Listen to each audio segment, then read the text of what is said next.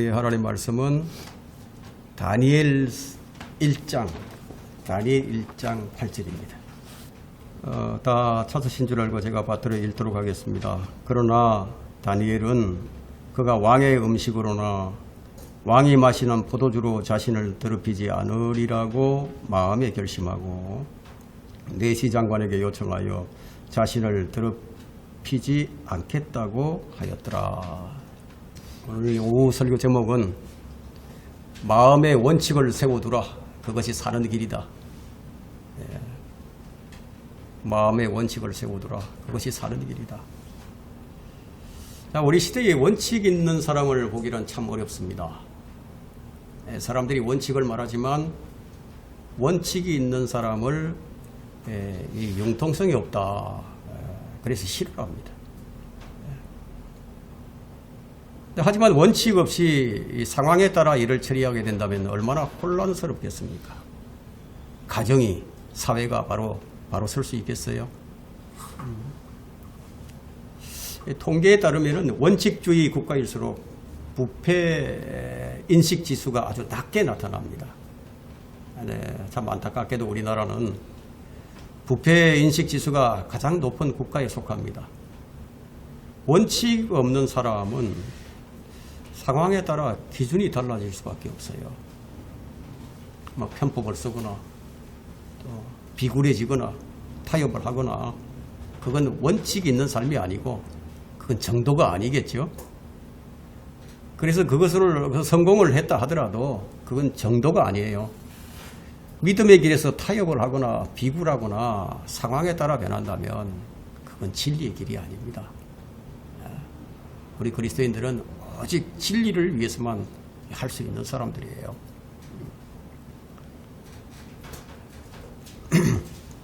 그래서 어떤 성도는요,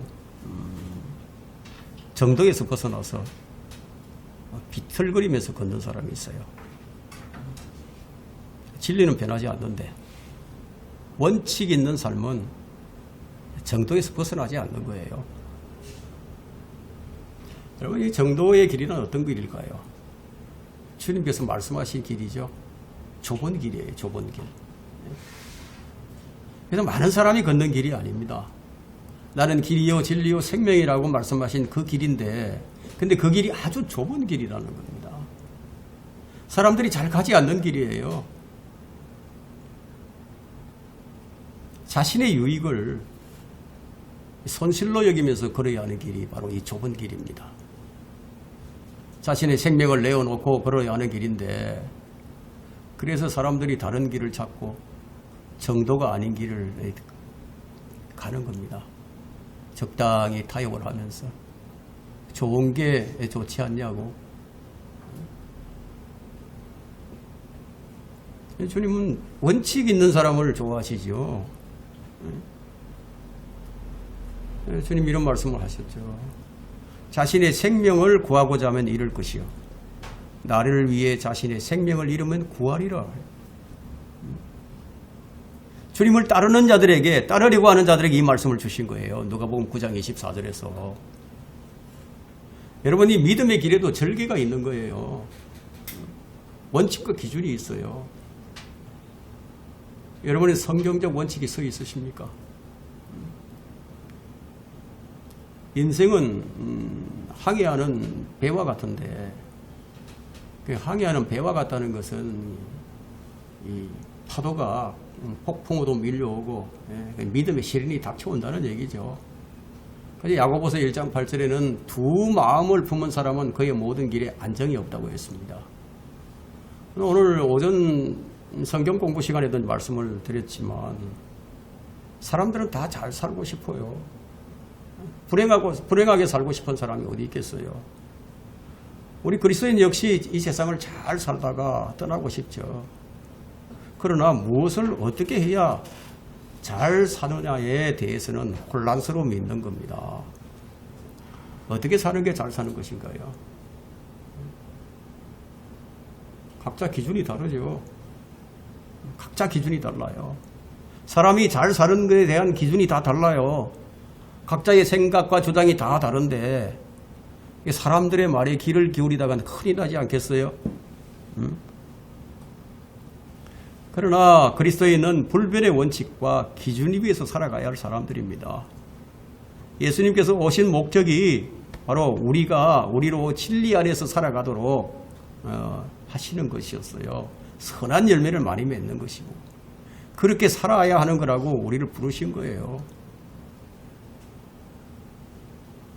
따라서 우리가 그분의 부르심에 응하게 되면 이 세상의 기준과 서로 부딪히겠죠. 이 세상의 기준과 상반되는 일들이 많이 있겠지만 그렇지만 주님께서는 방금 우리가 불렀던 이 찬송, 하늘에 썩지 않고 더럽지 않고 쇠잔하지 않는 우리 유업이 간직이 되어 있단 말이에요. 그 잘 사는 길로 우리를 이끌어 가시리라는 그런 믿음을 가지고 우리가 날마다 그리고 말씀을 붙들고 정도를 걸어가는 거예요. 남이 어떻게 하든지 상관없어요.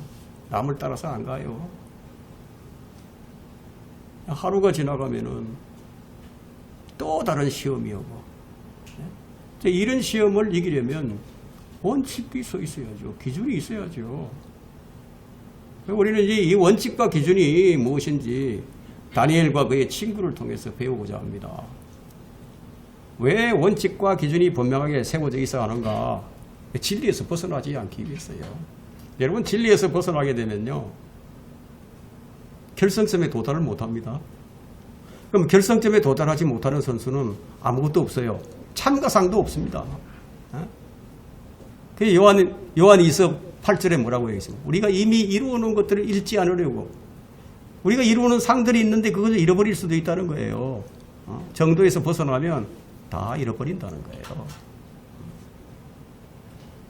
그래서 얼마나 정도를 걷는 것이 중요한지 아십니까? 남들이 간다고 따라가다가는 큰일 나는 거예요.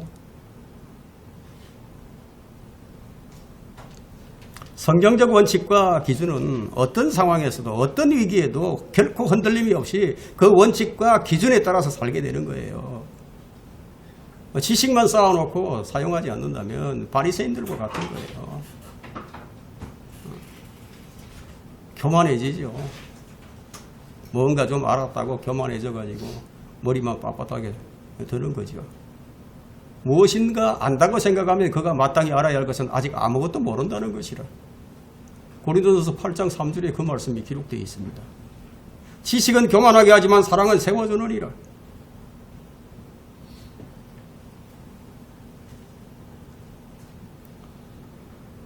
그래서 원칙과 기준, 이 성경적 원칙과 기준은 흔들림이 없이 그 원칙과 기준에 따라서 살게 해줍니다. 저는 많은 성도들이 어떤 사건이나 어떤 일 앞에서 고민하고 갈등하는 모습을 많이 봅니다. 그건 아직까지 원칙과 기준이 세워져 있지 않았기 때문이에요.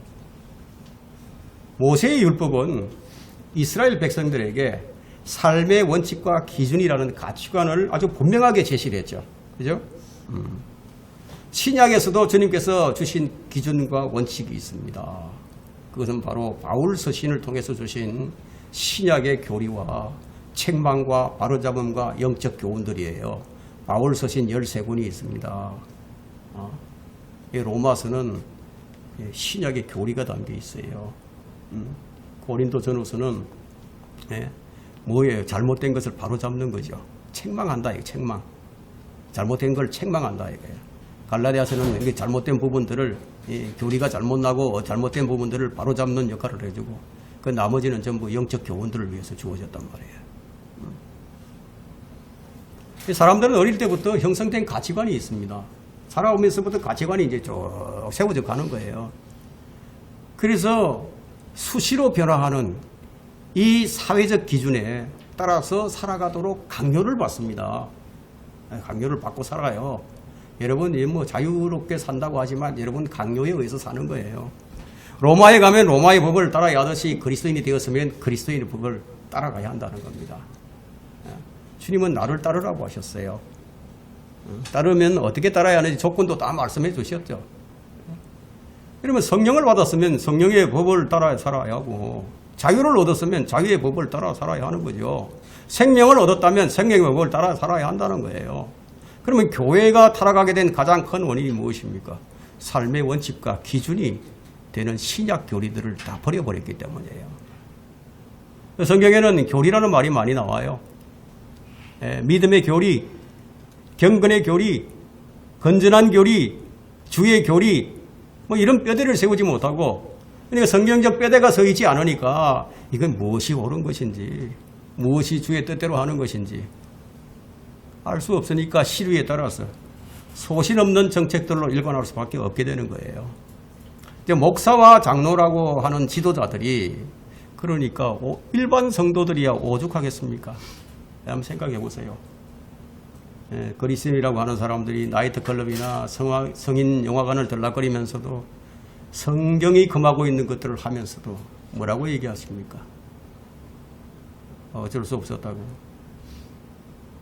어쩔 수 없었다고. 이런 사람들 자주 봅니다. 뭐 직장 생활을 하려고 하니까 어쩔 수 없었다고. 사업을 하려니까 어쩔 수 없었다고. 심지어는 음행을 하고서도 어쩔 수 없었다고 그렇게 얘기한다는 거예요. 안 들키면 좋고 들키면 어쩔 수 없었다고. 목사들이 가장 잘 무너지는 게 음행이에요. 음행. 음행 때문에 무너져 버린다. 여러분 정말 어쩔 수 없는 경우도 있어요. 피치 못할 사연이 있을 수 있어요. 그러나 따지고 보면 피치 못할 사정이 없는 사람이 누가 있겠습니까? 아무리 피치 못할 사연이 있다 하더라도 그렇다고 성경적 원칙과 기준을 버리고 사회적 기준과 자기 이익과 편리에 따라서 주의 법을 무시해버리는 무시하고 결정하는 일이 있어서는 안 되지 않겠습니까? 성도들에겐 사회적 기준과 도덕적 양심과 이성의 법을 훨씬 능가하는 절대적 기준으로서의 성령의 법, 믿음의 법이 있는 거예요. 절대적 기준이에요, 이것은. 자, 주님께서 오셔서 율법이 다루지 않았던 것들, 율법이 다룰 수 없었던 것을 주님께서는 다루신 거다. 예? 여러분, 주님께서 오셔서, 야, 이거 뭐 율법보다도 훨씬 더 강력한 수준의 법을 제정하셨다는 거예요. 사람의 마음을 다루신 거예요. 마음을. 그래서 더 높은 수준의 도덕성이 요구되는 거예요. 그리스도인들에게는. 믿음의 법은 행위에서 나오는 법이 아닙니다. 행위에서 나오는 법이 아니기 때문에 자랑할 수가 없어요. 로마서 3장 27절을 보게 되면 그러므로 자랑할 데가 어디 있느냐 이거. 없다는 거예요. 있을 수 없다고. 무슨 법으로냐? 행위의 법으로냐? 아니라 오직 믿음의 법에 의해서니라. 믿음의 법이란 무엇입니까? 생명의 성령의 법이 믿음의 법이에요. 구원받은 성도들에게 선물을 주셨는데 믿음을 선물로 주셨어요. 그런데 이 믿음은 어디서 나오느냐? 하나님 말씀에서 나온 믿음이에요. 그래, 이 믿음의 실행을 위해서 세워야 할 것이 있는데 그것이 바로 말씀의 원칙입니다. 믿음은 들음에서 나오고 들음은 하나님의 말씀에 의한 것이기에 말씀이 없는 믿음이라면 그 믿음은 거짓된 믿음이에요. 믿음은 어디에 속해 있습니까? 성령의 열매에 속에 들어있죠. 그러면 이 성령의 열매는 누구에 의해서 맺어집니까? 성령에 의해서 맺어지죠. 그럼 우리가 늘 주의해야 할 것은 무엇입니까? 무엇을 하든지 성령을 힘입어서 하는가? 성령을 힘입어서 하는가 아닌가? 그걸 살펴야 한다는 거예요. 여러분 아무리 기도하고 아무리 헌금 드리고 여러분이 아무리 좋은 일 많이 하고 하나님을 섬겨봤자 그것이 성령을 통해서 하지 않은 것이라면 전부 헌들입니다. 우리는 상황에 따라 변하는 믿음을 가진 사람들이 아니에요. 이는 우리가 믿음으로 행하고 보는 것으로 하지 아니하느니라. 믿음의 행위는 먼저 말씀이 내 안에 세워져 있어야 됩니다. 우리는 가끔 원칙대로 한다는 그런 거짓말쟁이 목사들을 많이 봅니다. 근데 그 목사들을 가만히 보면 여기서 이렇게 얘기하고 저기서 저렇게 그렇게 말을 하죠. 일관성이 없어요. 왔다 갔다 합니다. 여러분 원칙대로 사는 사람을 본 적이 있으십니까? 저는 아직까지 한 사람도 본 적이 없어요. 성경적 원칙을 지키는 지역교회를 본 적이 있습니까? 저는 아직 없어요. 자, 이제 우리는 이 지구상에서 원칙을 가장 완벽하게 보여준 사람을 보게 될 겁니다. 그들이 누구냐? 바로 다니엘의 세 친구예요. 다니엘과 세 친구들. 믿음의 법은 성도들에게 주어진 삶의 원칙인데 우리는 이것을 넘어서서 생각할 수는 없어요. 이 다니엘과 그의 친구들은 아주 놀라운 원칙이 세워져 있었습니다. 그들은 믿음을 시험받았을 때 그 원칙이 가장 빛이 났어요. 그들은 갈등하거나 의논하거나 그 즉시 하지 않고요. 그 즉시 원칙과 기준에 따라서 판단하고 믿음의 길을 걸었던 거예요. 그들은 지금 막 당면에 있는 이런 문제를 가지고 서로 의논하거나 망설일 필요가 전혀 없었어요. 그들의 환경이 우리보다 더 나은 환경도 아니었습니다. 그들은 바빌론으로 끌려온 전쟁 포로들이에요. 더군다나 왕실의 내시들이 되어가지고 바빌론 왕실의 교육을 3년 동안 받아야만 했습니다. 여러분, 왕조국가에서 왕의 명령은 곧 법이에요. 죽이고 살리는 법입니다. 그런 환경에서 왕의 명령을 어긴다는 것은 그것은 자살행위나 다름이 없죠. 그러나 다니엘과 그의 세 친구는 세 가지 원칙이 있습니다. 세 가지. 그 세 가지 원칙을 우리가 살펴보고자 합니다. 첫째, 다니엘과 그의 세 친구에겐 자신을 더럽히지 않는 원칙이 있었습니다. 그리스도인은 어떤 경우라도 자신을 더럽혀서는 안 될 신분을 가지고 있습니다. 왜냐하면은 우리 몸이 하나님의 성전이기 때문이에요. 여러분, 이 하나님의 성전을 더럽힐 수 없지 않겠습니까? 나답과 아비후가 다른 불을 가져다가 성전을 불을 지폈을 때 그 즉시 둘 다 적사해버렸습니다. 또한 우리는 그리스도의 신부로서 순결을 유지해야만 합니다. 순결. 주님께서 내가 거룩하니 너희도 거룩하라고 말씀을 하셨는데 내 자신을 거룩하게 하는 것. 그것은 곧 내 자신을 더럽히지 않는 것이죠. 그래서 고린도후서 7장 1절에는 육과 영의 모든 더러움에서 우리 자신을 깨끗게 하자. 육신적인 것, 물리적인 것뿐만 아니라 영적인 것, 보이지 않는 영적인 것까지도 모두가 그 모든 영역에서 우리 자신을 깨끗게 하는 것이 우리 영적 생활의 원칙입니다. 여러분, 마음에 확고하게 세워진 이 원칙은요, 그건 확고부동합니다. 그 무엇으로도 무너뜨릴 수가 없어요. 타협의 여지가 없어요. 교리의 문제나 성경 문제나 진리에 관하여는 타협의 여지가 없는 거예요. 그 어떤 것도 논의 대상도 되지 못해요. 바울이 가장 원칙을 잘 세운 사람이었습니다.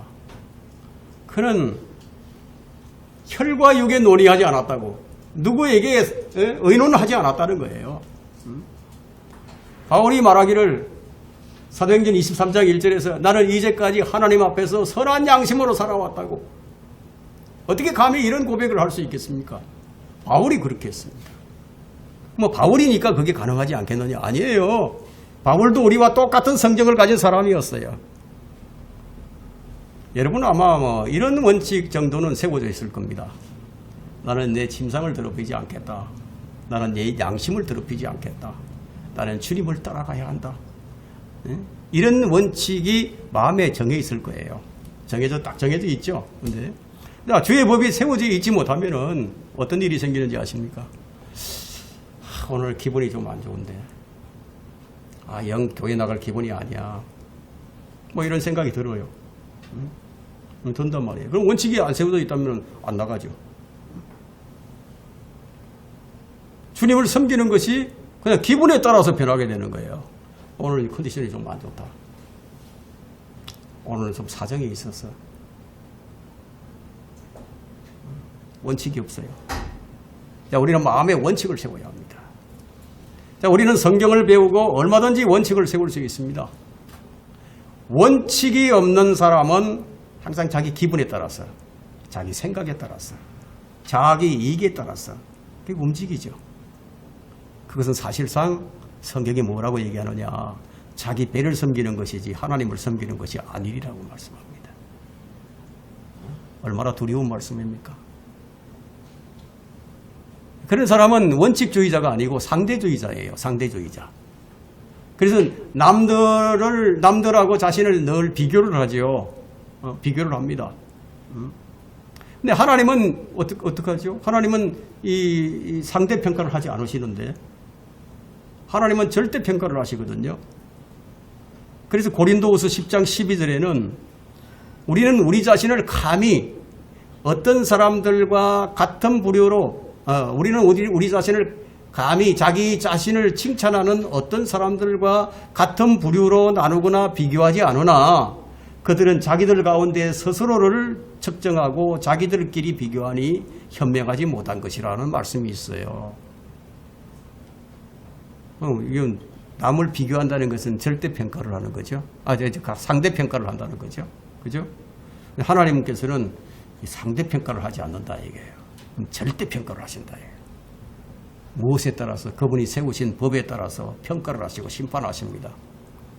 그런데도 말씀은 그런데도 그건 뭐 성경에만 있는 거고 뭐 현실에 적용이 안 되니까 사람들은 남들이 비교의 대상이 아닌데도 그들을 기준으로 해서 자기 자신과 비교를 하죠. 왜 그런 거예요? 마음에 성경적 원칙과 기준이 안 세워져 있으니까 그럴 수밖에 없는 거죠. 다른 교회들은 다 이렇게 하는데 교인들이 모두 이걸 다 좋아하니까 늘 이런 식이에요. 그 교회가 정말로 성경적 원칙을 잘 지키는 그야말로 벤치마킹 할 만한 그런 교회라면 뭐 그래야 되겠지만 그게 아닌데도 그냥 따라서 가는 거예요. 상대평가를 합니다.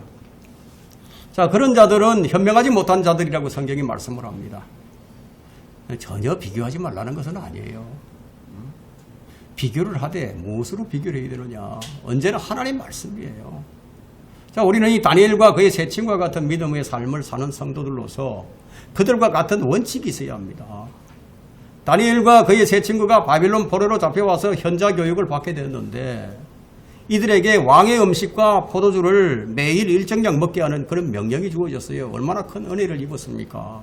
왕이 주는 음식을 먹고 마시게 하니까. 그런데 그 왕이 주는 음식을 거부를 하게 되면 어떻게 되겠습니까? 뭐 생명을 보장받을 길이 없어져 버리는 거죠. 만일 그것이 가능해졌다 하더라도 또 다른 하나의 문제가 생기겠죠. 그 현자 교육을 책임지고 있는 그 감독의 생명도 안전을 보장받을 수 없게 만들게 되는 거죠. 그런데 한 가지 놀라운 일이 발생합니다. 왕의 명령을 거부하는 다니엘과 그의 세 친구의 의견을 그런데 그 감독이 수렴했다는 것은 참으로 놀라운 일이 아닐 수가 없는 거예요. 정말 놀라운 일이죠. 이것은 성경적 원칙을 지키는 자에게 하나님께서 개입하신다는 사실을 보여주는 겁니다. 여러분들 생애를 개입하시는 것은 여러분들이 어떻게 하느냐에 달려 있는 거예요. 여러분들이 원칙을 세우고 사느냐, 원칙과 기준, 성경적 원칙과 기준을 세우고 그 믿음의 실행을 해 나가느냐, 안 하느냐, 그게 따라서 개입도 달라진다는 거예요. 한번 9절에 보세요. 다니엘 1장 9절에. 그때 하나님께서 하셨다고 얘기합니다. 그때 하나님께서 다니엘로 내시장관의 호의와 은총을 얻게 하셨더니 하나님께서 하셨다고. 그럼 내 인생에 하나님 개입이 얼마나 중요한 거예요. 마음의 원칙과 기준이 세워져 있으면요, 그런 사람들은 내게 어찌 이런 일이 이런 얘기 안 합니다. 이런 말 안 해요. 이 일에는 분명히 하나님의 어떤 의도가 있을 것이다. 주님께서 이 일을 어떻게 전개해 가실까? 오히려 기대감이 생기는 거죠. 다니엘과 제 친구는 어찌하여 이런 일이 우리에게 이런 불평하지 않았어요. 만일 여러분들이 다니엘과 제 친구처럼 그 포로로 잡혀가가지고 4시가 돼버렸다 한번 생각을 해보세요. 불평 안 하겠습니까? 한번 5절을 보세요. 5절 1장 5절에 또 왕이 그들에게 왕의 음식과 왕이 마시는 포도주를 매일 일정량 제정하였으니 3년간 그들을 길러 그들을 길른다는 거예요. 길러서 마지막에 그들로 왕 앞에 서게 하려 함이었더라요. 왕이 그들에게 호의를 베풀고 있습니다. 왜 호의를 베풀겠습니까? 왕이 왜 그들에게 그냥 호의를 베풀죠? 아무도 이유도 없이 호의를 베푸는가요? 써먹으려고, 잘 훈련시켜서 써먹으려고 특혜를 주는 거예요. 그리고 왕의 호의를 거부하는 것은 그것이 그들의 원칙과 기준에 어떤 연관이 있기 때문에 자기들의 생명의 위협을 무릅쓰고 거부를 하고 있는 것인가? 왜 그런 것인가? 왕이 제공하는 음식이 율법이 금지하는 음식이었어요. 여러분, 이게 별게 아닌 것 같아도요. 여러분, 3년 동안의 음식은 그들을 다른 사람으로 완전히 바꿔놓을 수 있는 거예요. 한번 맛들여진 고기와 포도주는 그들의 주식이 될 것은 뻔한 일이죠. 그들을 유대인에서 이방인으로 바꾸기 아주 충분한 기간입니다. 성경적 교리를 지키지 않는 교회를 계속 다닌다면요. 자, 여러분 이제 그런 교회를 다닌다고 가정을 해봅시다. 그것이 이제 한 달도 아니고 두 달도 아니고 1년, 2년 지난 다음에 어떻게 될 것 같습니까? 여러분, 우리는 주님께서 왜 지역교회를 세우셨는가를 생각해 볼 필요가 있습니다. 주님께서 왜 필요도 없는 지역교회를 왜 세우겠습니까? 지역교회는 무엇입니까? 구원받은 성도들이 함께 모여서 주의 일을 하는 곳이에요. 함께 모여서요. 그래서 에베소서 2장 21절과 22절에는 함께 강조를 합니다. 그분 안에서 건물 전체가 함께 알맞게 맞추어져서 주 안에서 거룩한 성전으로 자라가며 또한 그분 안에서 그리스도 안에서 너희도 성령을 통하여 그리스도 안에 있다고 다 되는 거 아니에요. 그리스도 안에서 성령을 통하여 하나님의 거처로 함께 지어져 가고 있는 것이니라. 함께 지역교회는 주 안에서 성령을 통하여 함께 혼자가 아니고 가족 단위도 아니고 함께 지어져 간다는 거예요. 이런 교회가 연합을 하되 원칙이 있어야 된다. 기준이 있어야 한다는 거예요. 여러분, 사람에 의한 기준이 아닙니다.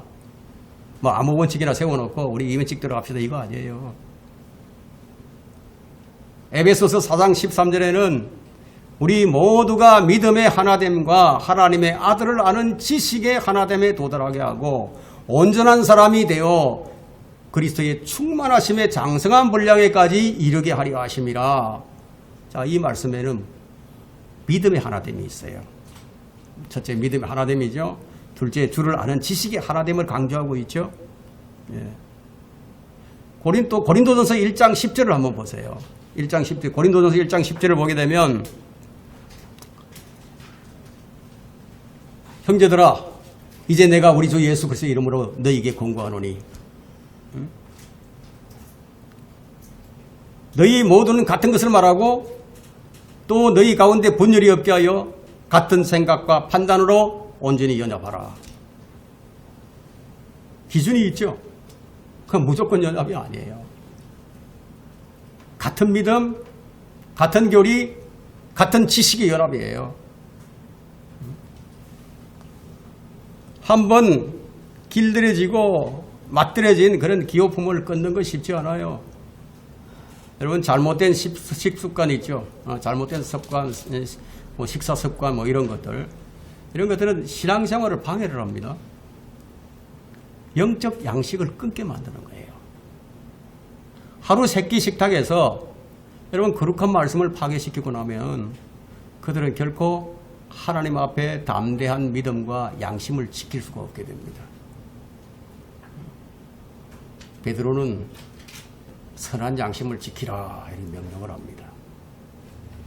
바울은 나는 선한 양심을 지켜놓으라 이런 얘기를 합니다. 예수 그리스도의 피뿌림을 받은 양심 깨끗해졌어요. 더럽히지 말라는 거예요. 히브리서 10장 22절에 그 말씀이 있어요.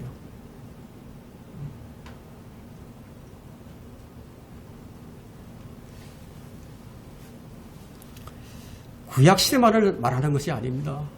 신약시대에도 마찬가지예요. 히브리서 13장 9절을 한번 보세요. 히브리서 13장 9절.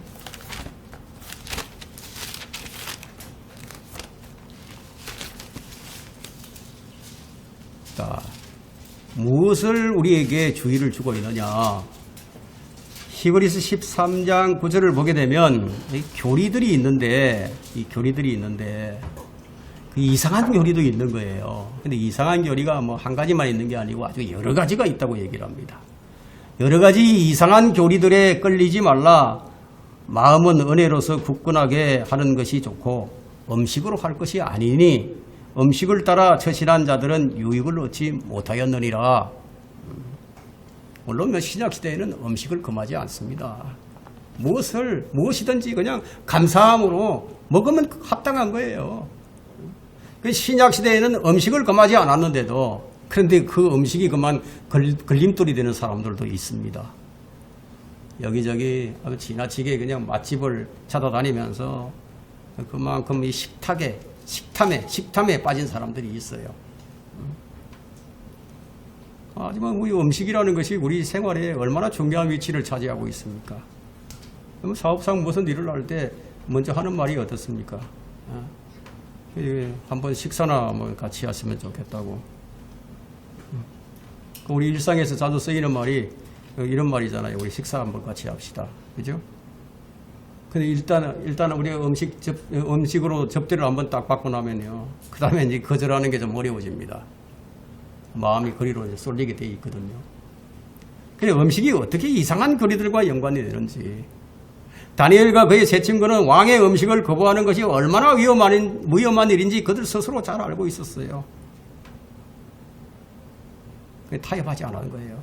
그들은 현실과 타협하지 않았습니다. 왜냐하면 그들 앞에 차려진 음식은 율법에 금지된 음식이었기 때문에 먹지 않기로 한 거예요. 밥 존스 대학의 그 장설자가 밥 존스 시니어죠. 밥 존스 시니어는 옳은 것을 위해서는 어떤 것과도 타협하지 않겠노라고 했습니다. 그런데 그의 아들들, 그의 손자는 타협을 해버렸습니다. 그리스도인에게 있어서 타협이라는 것은 곧 믿음을 파괴시키는 금지된 나무와 같은 거예요. 세상과 육신과 마귀는 우리 그리스도인의 생활 습관과 식탁을 바꾸려고 시도를 합니다. 여러분, 그리스도인이 술자석에 앉게 되면 그 순간 뭐가 달라지는지 아십니까? 성령이 소멸돼 버립니다. 영적 암흑이에요. 불 꺼진 창이 돼 버립니다. 마귀들은요, 성도들의 식탁을 바꾸려고 하는 거예요. 육신의 정욕은 음행과 쾌락을 원하니까 마귀는 그리스도인들이 하나님 대신에 무엇을 맛보게 만들죠? 재물을 맛보게 만든다 이거예요. 땅의 것들로 맛을 제공해 줍니다. 생활의 습관을 끊임없이 바꾸려고 시도를 하죠. 눈만 뜨면 보이는 것들이 우리의 습관을 바꾸려고 하는 것들이었어요.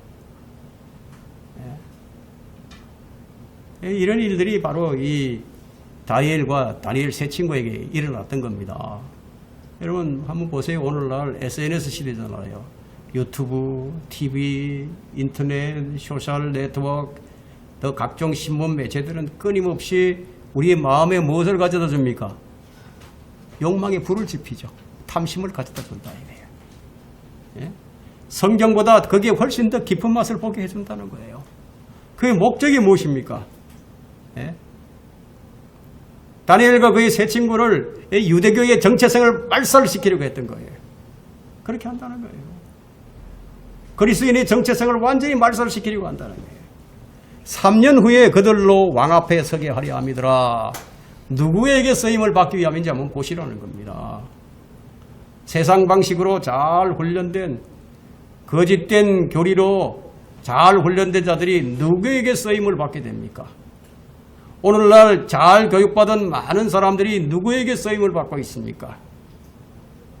여러분, 이 세상 교육을 잘 받고 아주 학식이 높아지면요, 그 속이는 것도 아주 지능적으로 속입니다. 예? 무식하게 안 속여요. 아주 지혜롭게 속입니다. 여러분, 누구에게 순종하고 살고 싶습니까? 너희는 자신을 들여 누구에게 순종하든지 순종하는 자의 종이 되어 죄의 종으로 사망에 이르든지 혹은 순종의 종으로 의에 이르는 줄 알지 못하느냐. 성경 말씀이 이렇게 주어져 있는데, 자, 누구에게 순종하며 살 것인가?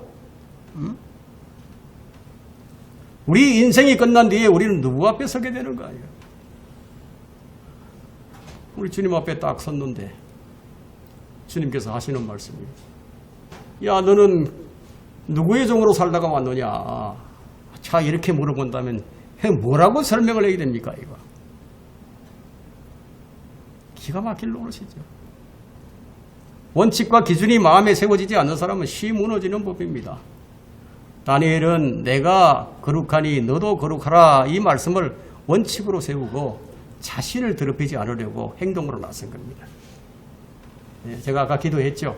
바리새인들처럼 그렇게 하면 안 된다고. 바리새인들은 자신들이 가진 지식을 실행하지 않았어요. 이 다니엘과 이 세 친구는 왜 실행을 한다고요? 행동으로 나서는 거예요. 다니엘은 지금 자신의 의지대로 결정할 수 있는 결정권자가 아니에요. 지금 왕의 명령에 따라 복종해야 할 그런 위치에 서 있는 자예요. 그런데 그가 한 일이 무엇입니까? 마음의 결심이 뜻을 정한 겁니다. 왜냐하면 모든 행동이 마음으로부터 시작되기 때문에. 다니엘은 무엇이 잘 사는 길인지 그걸 확고하게 알고 있는 사람이었어요. 그 원칙이 세워져 있는데, 여러분, 무엇이 잘 사는지 그걸 딱 확고하게 기준이 서 있는데 원칙이 안 세워지겠습니까? 잠언 4장 4절에는 그가 또 나를 가르쳐 말씀하시기를 내 말들을 네 마음에 두라, 내 계명들을 지키라, 그리하면 살리라. 그리하면 산다는 거예요. 삶의 행실은 마음에서 나와요. 마음에 무엇이 담겨 있느냐에 따라서 그 행실이 달라져 버립니다. 다니엘과 세 친구는 주의 말씀이 마음에서 떠나지 않도록 그 말씀을 꼭 붙들고 지키고 있었어요. 예? 말씀을 꼭 붙들고 지키는 거예요. 하나님께 사랑받는 사람은 바로 이 말씀을 꼭 붙들고 지키는 사람이거든요. 이게 요한복음 14장 21절에 나와 있는 거예요. 요한복음 14장 21절 23절에 나와 있습니다.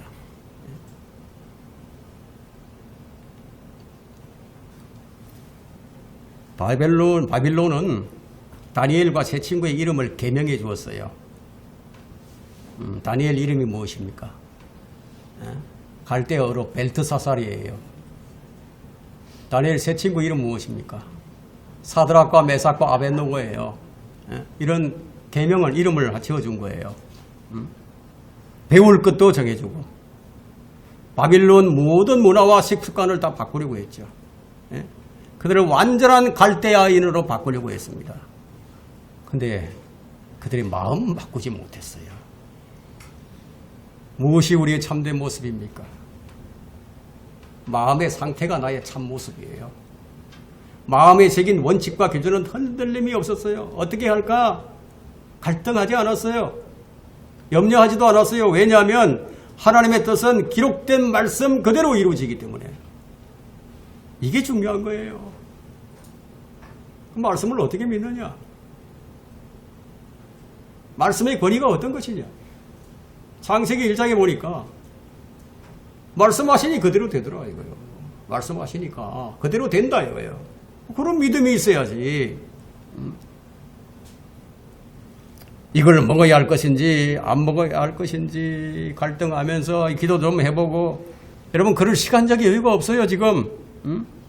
마음에 하나님의 법이 지금 세워지지 있지 않으면 옳고 그름도 알 수가 없는 법이에요. 예를 들어서 주일날 교회 나가야 할지 말아야 할지, 이 문제는 갈등할 문제가 아니지 않습니까? 성경을 읽어야 할지 말아야 할지, 이거 갈등할 전혀 고민할 사항이 아니에요. 이런 것은 기도 응답을 받아야 할 그런 사항도 아니고 삶의 원칙과 기준은 기록된 말씀이다 이거요. 기도해 보니까 마음이 편안해지더라. 이게 아니라는 거예요. 내 마음이 편안하더라도 내게 유익이 되더라도 그게 하나님의 뜻이 아닐 수도 있다는 거예요. 심지어 마귀는 사람의 마음에 평안을 주기까지 하면서 속입니다. 얼마나 무서운지 한번 보세요. 사람들은 내 마음이 평안해지면 다 되는 줄 아는데 천만의 만만의 말씀이에요. 그래서 마음에 하나님의 말씀을 원칙으로 딱 세워두라는 겁니다. 그것이 사는 길이에요. 다니엘은 왕의 음식을 먹는 문제를 가지고 하나님의 뜻이 어디 있는지 하나님께 묻지도 않았어요. 기도하지 않았어요, 여러분. 하나님의 뜻은 기록된 성경에 있어요. 우리는 거기에 순종하느냐 불순종하느냐 그 문제만 있을 뿐이에요. 세상에 동화될 것인가 아니면 주의 말씀을 따라 살 것인가 그 결정만 있을 뿐이에요. 삶의 기준과 원칙이 없으면 세상 유행을 따라가게 되고 세상이 압력을 가하게 되면 그 압력에 굴복하면서 거기에 따라 살게 되는 거예요. 여러분 우리가 왜 코로나 팬데믹 때 잘 봤지 않습니까? 삶의 연속은 삶은 선택의 연속이에요. 선택. 이제 다니엘에게 선택의 순간이 왔습니다. 그 선택과 결정이 자기뿐만 아니라 그들 그룹 모두에게 피해를 줄 수 있는 그런 상황인데 그러나 그에게는 마음에 말씀으로 새긴 원칙과 기준이 있었습니다. 깊이 생각할 필요가 없었어요. 성경에는 이 말씀을 너희 마음판에 새기라는 말씀이 있죠. 마음판에 새기라 이거예요. 마음에 성경적인 원칙이 없었다면 이런 결정은 불가능합니다. 상황에 따라 그때그때 결정하는 것은 원칙이 있는 삶이 아니에요. 목사가 성경적 기준과 원칙도 없이 교인들이 이렇게 하면 이렇게 따라가고 저렇게 하면 저렇게 따라가는 그게 그리스도의 종이 아니에요.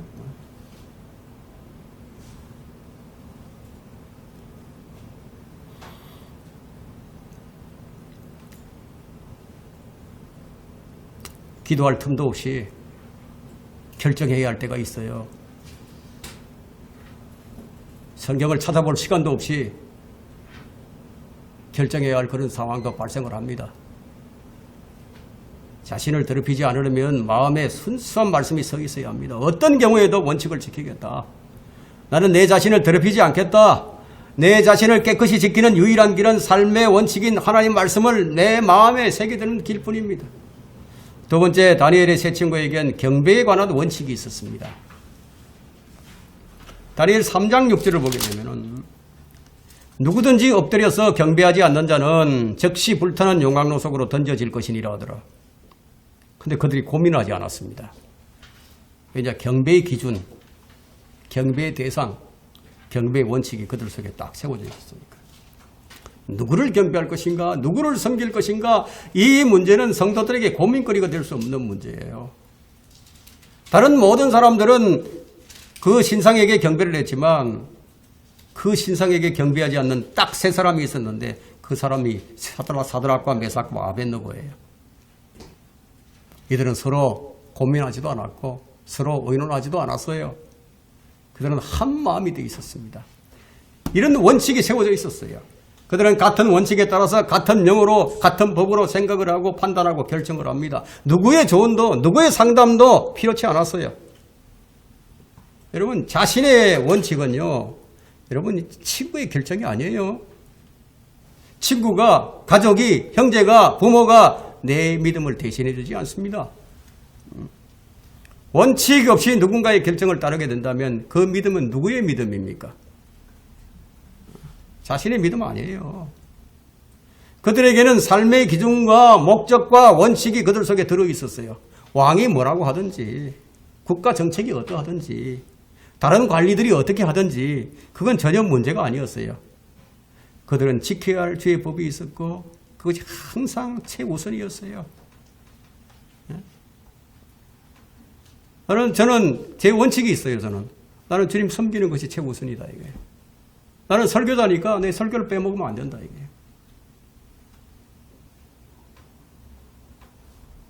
한 번도 안 빼먹었어요. 아직까지. 원칙이 세워져 있어야 된다 이거예요. 그 원칙이 세워져 있으니까 아프더라도 주일날 되면 낫게 해주신다고. 가서 설교하라고.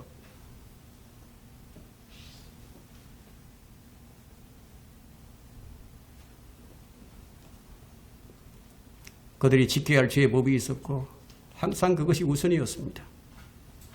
이것이 하나님을 섬기는 사람들의 기본 자세예요. 사드락과 메삭과 아벳느고가 보여준 원칙은 10계명의 원칙이었습니다. 10계명의 첫 번째 나오는 계명이죠. 너는 내 앞에 다른 어떤 신들도 있게 하지 말지니라. 그 마음에 이 법이 딱 세워져 있었어요. 근데 그들을 그 신상에게 경배드리지 못하게 하려면 뭘 해야 되느냐? 어떻게 해야 되느냐? 그 마음을 갖다가 무너뜨리지 않는 한 이 법은 어기지지 않습니다. 죽더라도 다른 신에게 경배하지 않는다. 나는 우상으로부터 내 자신을 지킨다. 그래서 믿음은 원칙이고요. 믿음은 목숨과 바꾸는 거예요. 여러분 중세 암흑 시대에 가톨릭의 박해를 받을 때 그 믿는 사람들이 믿으면 죽는데, 믿으면 바로 죽는데, 들키면 죽는데 목숨과 바꾸는 믿음이었어요. 용광로에 던져져더라도 나는 절하지 않겠다. 다니엘 3장 16절 한번 보세요. 16절부터 18절에 보니까 사드락과 메삭과 아벳느고가 왕에게 대답하여 말하기를 오 느부갓네살이여 우리가 이 일에 대하여 왕께 담대히 말하나이다. 만일 그렇게 된다 해도 우리가 섬기는 우리의 하나님께서는 불타는 뜨거운 용광로에서 우리를 구해내실 수 있으며 오 왕이여 그분께서는 우리를 왕의 손에서 구해내실 것이니이다. 그러나 만일 그렇게 되지 아니할지라도 오 왕이여 우리가 왕의 신들을 섬기지 아니할 것이며 왕께서 세우신 금상에게 경배하지도 아니할 것을 왕께서는 아소서 하더라 이거야. 나귀를 살리든 죽이든 그건 당신이 할 일이고 나는 하나님 한 분 외에는 경배하지 않는다. 전혀 개의치 않는 믿음이었어요. 타협의 여지가 없어요. 두렵지도 않았고 걱정할 필요도 없었고 생각할 시간을 달라고 구하지도 않았고요.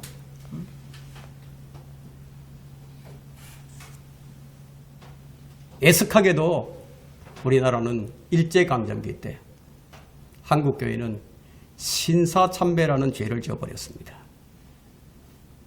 예배를 드리기 위해서 일제강점기 때 예배를 드리기 위해서 일본이 정해준 5가지 선서를 하고 예배를 드립니다. 5가지 선서를 안 하면은 예배를 못 드려요. 그러니까 예배를 드리기 위해서 5가지 선서를 하는 거예요. 예배를 드리기 위해서 신사참배를 하는 거예요. 하나님 기뻐하시겠어요? 우상숭배인데 그 결과가 무엇입니까? 남북분단입니다.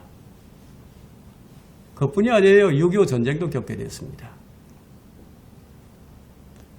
내게 강요할 필요도 없고 설득할 필요도 없고 죽이려면 죽이라. 나에게 뭐가 있다? 내가 지켜야 할 원칙이 있다는 거예요. 왕의 명령인데도 조금도 불안하지도 않았고 자신들이 죽는다는 사실에 대해서도 전혀 두려움이 없었어요. 그들의 마음에는 절대자 하나님이 계셨어. 절대자 하나님. 나를 살려내실 것이다. 이런 믿음. 안 살려내시더라도 온전히 주님께 맡기겠다. 느부갓네살은 다니엘의 세 친구를 용광로 속에 집어던졌어요. 하나님께서 그들을 불 속에서 건져내십니다. 하나님께서 개입하셨죠. 그래서 잠언 4장 4절에는요. 또 그가 또 나를 가르쳐 말씀하시기를 내 말들을 네 마음에 두라. 내 계명들을 지키라. 그리하면 살리라. 이것은 주의 결말이 무엇인지를 우리에게 보여주는 사건입니다. 주의 결말이 무엇이냐 이거예요. 세 번째, 다니엘에겐 쉬지 않고 기도하는 기도의 원칙이 있었습니다. 기도는 성도의 호흡이에요. 기도는 하나님께서 맡으시는 향기예요. 그러므로 항상 깨어서 기도한다. 주께 기도하는 일은 어떤 경우에도 나는 쉬지 않는다. 그게 어떤 형편이든 주변 상황이 어떠하든지 나는 기도하는 일을 쉬지 않을 것이다. 이것이 다니엘의 삶의 원칙이었습니다. 이런 결심은 그의 의지력 때문이 아니라 여러분 사람이 아무리 의지가 좋아도요 이런 위기 상황 앞에서는 좌절하게 됩니다. 예. 의지가 강해서가 아니에요. 하나님의 법이 삶의 원칙과 기준으로 그의 마음에 딱 새겨져 있었기 때문에 여러분 주의 법이 마음에 안 새겨져 있지 않으면요 육신의 일들을 생각하게 되는 거예요. 영 기도할 기분이 아닌데 오늘 뭐 컨디션이 좀 안 좋아서 그냥 건너뛰자. 오늘 사정이 좀 안 좋아서 사정이 좀 있어서 시간이 없었어. 여러분 기도라는 것은 기분으로 하는 게 아닙니다. 여러분 말씀에 따라서 하는 거예요. 기도는. 우리는 마음에 새겨진 하나님의 명령에 따라 행하면 되는 거예요. 여러분 기도라는 것은 경배와 마찬가지로 타협의 대상이 아닙니다. 대적들은 다니엘을 제거시키기 위해서요 기도 금지법을 만드는 거예요. 여러분 세상이 하는 일이 바로 이런 것들입니다. 그리스도인들을 제거하려고 금지법을 만드는 거예요. 다니엘 6장 7절부터 8절을 한번 보겠습니다. 다니엘 6장 7절과 8절.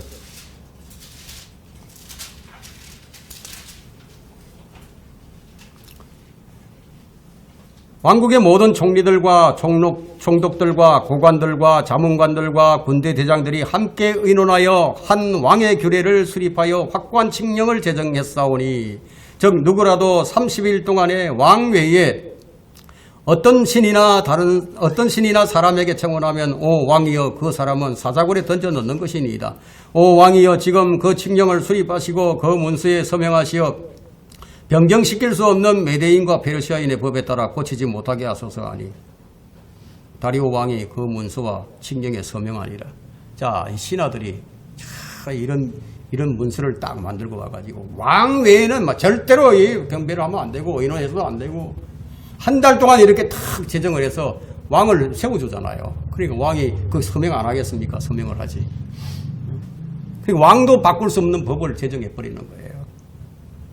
여러분 지금도 뭐 인도라든가 뭐 중동 뭐 이런 데 가면은요 엄격한 종교법이 있습니다. 그래서 이들은 다니엘에게 다 함정을 팠어요.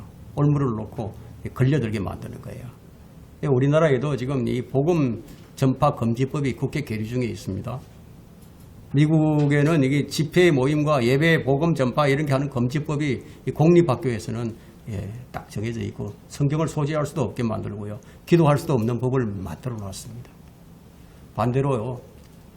동성애 차별 금지법 뭐 이런 거 만들고 동성애 집회, 퀴어 축제 뭐 이런 거, 동성애 결혼 이런 건 뭐 지금 각 나라마다 계속해서 지금 합법화 시켜 나가고 있는 거예요.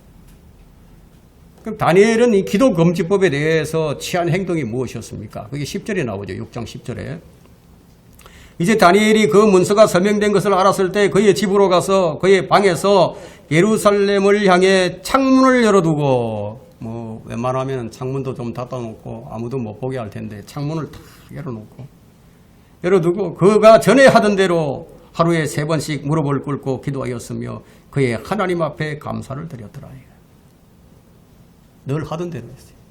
뭐 이 문제를 가지고 주님 이렇게 이 기도 금지법이 만들어졌는데 제가 당분간 기도하지 못하게 되었습니다.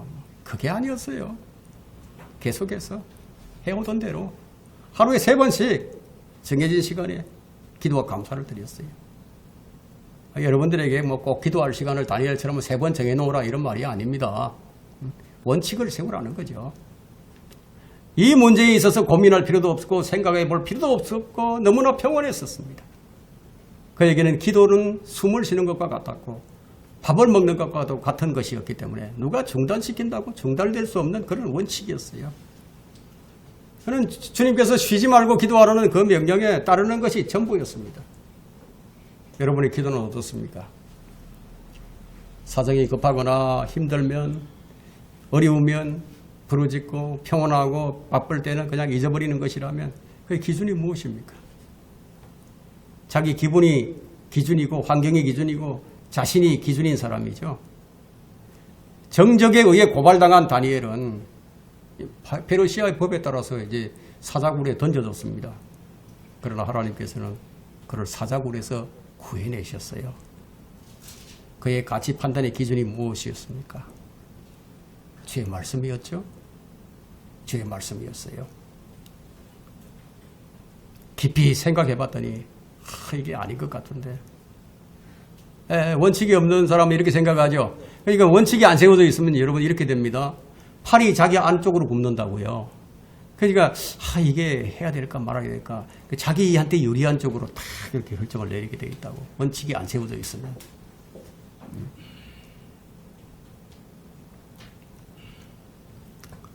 그리스도인은 주의 법을 따라야 합니다. 욥은 하나님을 저주하고 죽으라고 말하는 아내에게 어떻게 말을 했습니까? 자, 아내라는 사람이 이런 재난을 당해 있는데 같이 아파하고 같이 슬퍼야 될 아내라는 사람이 하나님을 저주하고 죽으라고. 그러나 욥은 그녀에게 말하기를 당신은 어리석은 여자들 가운데서 하나가 말하듯이 말하는도다. 무슨 말을 그리 하느냐? 우리가 하나님의 손에서 좋은 것을 받았을진데 나쁜 것도 받지 아니하겠느냐? 하며 이 모든 일에도 욥은 자기 입술로 죄를 짓지 아니하더라. 죄를 안 짓더라. 욥기 2장 10절에 기록되어 있죠. 그래서 욥은 챔피언이 된 거예요. 어떤 경우도 죄를 짓지 않겠다. 하나님께서는 욥의 마음에 세워진 원칙을 보신 거예요. 욥은 자기 혀로 죄를 짓지 않겠다. 어떤 일이 발생해도 욥은 자신의 순전함을 지키겠다. 이거예요. 욥은 주를 대적하거나 원망하지 않았어요. 죄를 짓지 않았어요. 그는 자신이 알 수 없는 그런 고난을 당했지만 죄를 지어서가 아니에요.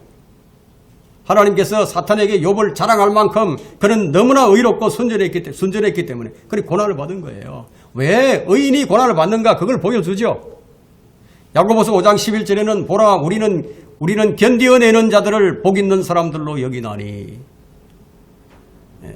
견디어내는 사람을 복 있는 사람으로 여긴다고. 너희가 욥의 인내를 들었고 또 주의 결말을 보았거니와 주는 인정이 심히 많으시고 자비로우시느니라. 이 야고보서 5장 11절에 이 말씀이 기록되어 있습니다. 욥이 신약의 인내의 본으로 제시되어 있는 거예요. 주님께서 주신 결말을 본 겁니다. 욥은. 자, 여러분이 어떤 경우에도 주의 법을 따르려고 한다면 닥쳐오는 것이 무엇입니까? 고난이에요. 알 수 없는 고난도 와요. 주의 법을 지켰던 이 다니엘은 사자굴에 던져져 버렸습니다. 다니엘의 세 친구는 용광로 속에 던져져 버렸습니다. 욥은 파산을 내버렸고요. 견딜 수 없는 피부병을 앓았습니다. 그러나 그들은 주님이 주신 결말을 보았습니다. 자, 우리는 이 땅에서 주님께서 주신 결말을 보지 못하면 그리스도의 심판석에서 주님께서 주시는 결말을 보게 됩니다. 우리는 영광스러운 욥의 상급을 보게 될 겁니다. 더 좋은 부활을 얻게 될 겁니다. 주의 영광을 보게 될 겁니다. 주와 함께 통치하게 될 겁니다. 우리 모두는 주님께서 주시는 결말을 보게 될 겁니다. 욥이 이런 순전함을 지녔던 비결이 무엇이었습니까? 그 비결은 욥기 13장 12절에 있는데요. 내가 그의 입술의 명령에서 돌아서지 아니하였고 내가 그의 입의 말씀들을 내게 필요한 음식보다 더 귀하게 여겼도다. 대단하지 않습니까, 여러분? 예? 내가 먹는 것보다도 더 주의 말씀을 더 귀하게 여겼다고. 그래서 하나님의 입술의 그 명령에서 돌아서지 아니하였다고. 욥이 평소에 어떤 신앙생활을 했는지, 어떻게 주님을 섬겼고 어떤 가치관을 가지고 주님을 섬겼는지 이 한 구절에 다 들어있는 거예요. 그런 주의 말씀에서 떠나지 않았을 뿐만 아니라 주의 말씀을 가장 귀하게 여겼습니다. 그는 주의 권위의 말씀을 알았던 거예요. 창세기에 나오는 말씀하시니 그대로 되리라. 말씀만 하면 그대로 다 된다. 기적을 일으키시는 분이에요. 길을 만드시는 분이에요. 어둠의 빛을 비추시는 분이에요. 말씀을 지키시는 분이에요.